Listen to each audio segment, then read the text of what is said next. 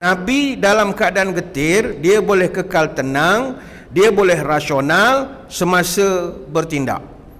Sebab Nabi dia sangat faham masa bila kita kena berlembut, masa bila kita kena bertegas, masa bila kita kena move on, masa bila kita kena let it go, masa bila kita kena memaafkan. Sebab itu tajuk kita malam ni, bagaimana kita nak meneladani akhlak Nabi ketika menghadapi cabaran. Kalau ketika dalam keadaan happy-happy, berkasih sayang, kita berakhlak mulia, itu wajar.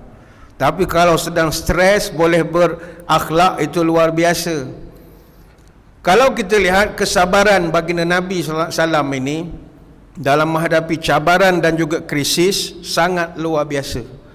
Hatta, bukan kita nak merendahkan Nabi-Nabi yang lain, walaupun dibanding dengan Nabi yang lain, Nabi kita masih lagi paling penyabar.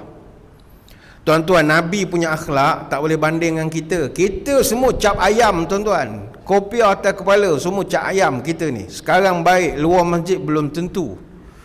Kalau kita nak buat perbandingan Nabi ni, jangan bandingkan kita. Kita kena cari perbandingan Nabi dengan Nabi juga. Dia panggil apple to apple comparison. Kita kalau nak compare sesuatu benda, kita kena compare sama jenis. Jadi kalau kita comparekan Nabi dengan Nabi-Nabi pun, Nabi kita masih champion lagi. Saya ambil contoh.